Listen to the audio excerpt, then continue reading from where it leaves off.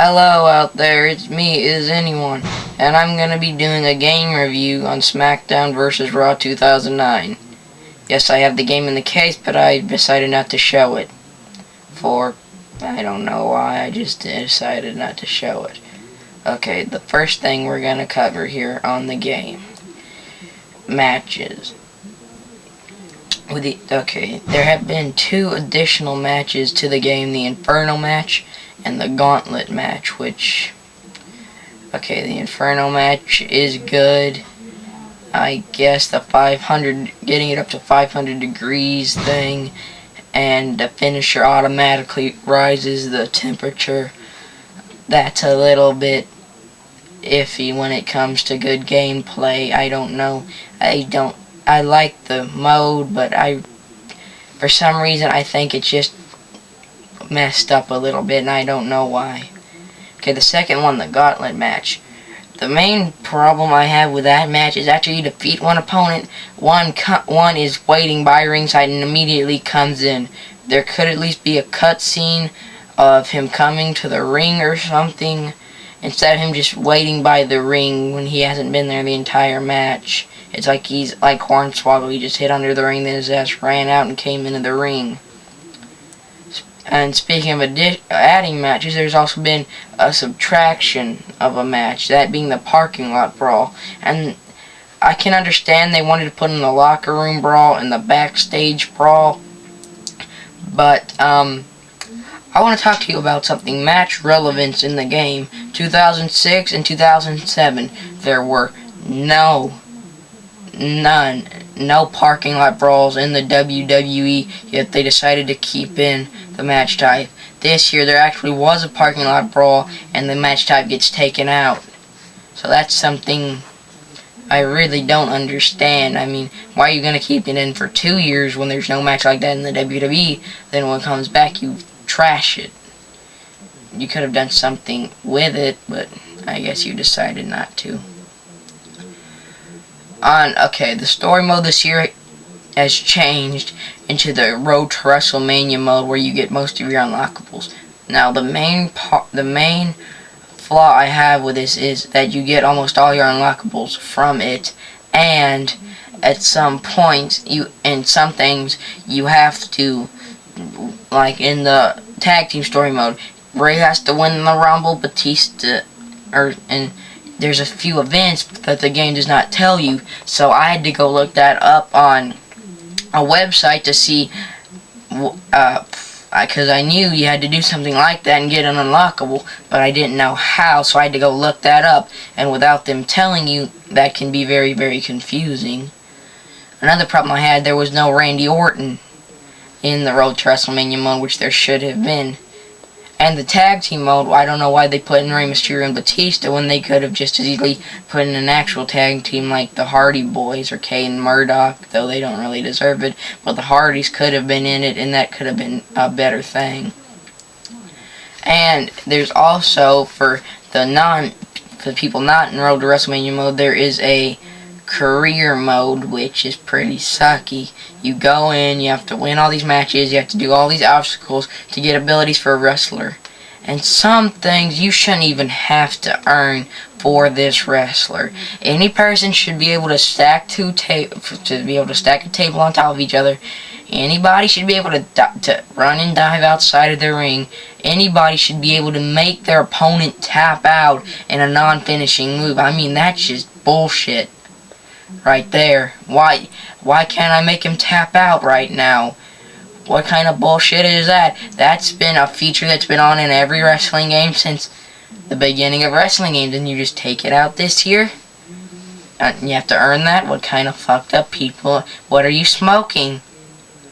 Are you friends with Snoop Dogg that you got some shit that's so hot that can make you so high you decide to take out regular submitting in the game? What the fuck is wrong with you? Okay, I know that's all I have to say really about career mode. They took out the create a belt mode this year, which is kinda sucky when you're starting colleagues, or have a colleague like DWA or SMF, where you can go create your belts. Now you have to use the default belts, which all look alike in every league. Have to use the exact same belt, and makes it look kinda trashy. So, and they said nobody used it. That's bullshit. We used it, you sons of bitches. Okay. Create a superstar enhanced quite a bit. They really took out that whole cartoony thing. Now they actually look like real people, for one. And two, there's addition of all kinds of new clothes, like capes and stuff, which we've been wanting for a while, and new, like, hats and stuff. I'm not going to get into it too much, but whatever. The creative finisher mode is pretty awesome, I'd say. But, not a lot of people have been using it just to tell you to create original moves. A lot of people have just been creating like the angel's wings and stuff like that, or they create crappy stuff like they're just switching the position like 8 of the times and actually setting up for a move the other 2 if they're using all 10. But it's pretty useful as a mode. Create entrance, they didn't do too much with this year, which I'm kind of disappointed with. In fact, if anything, they downgraded a little bit. There's been an addition of 2 arenas. I don't know if Saturday Night's Main Event was in last year, but it is this year. And the Tribute to the Troops arena is finally in, which is a good thing. If you have gone and seen the glitch where you have somebody in the backbreaker ultimate control and you hit them against the ring post, you can walk out into the crowd. Well, if you do that in the Tribute to the Troops arena, you can go out and just have a desert brawl.